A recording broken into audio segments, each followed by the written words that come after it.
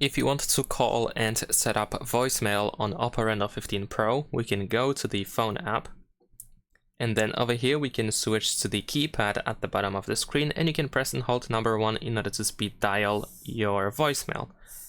Usually this allows you to simply call the voicemail, and of course you can set up the voicemail as well by following the instructions that you will hear.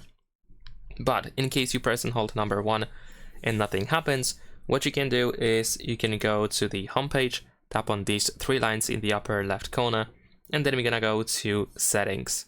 Now over here in settings we can find voicemail settings, select your SIM if necessary, and go to advanced settings in order to find the voicemail number, and here you can edit the voicemail number in case it is incorrect.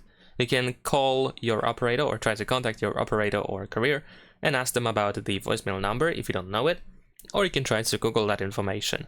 Leave a like and subscribe.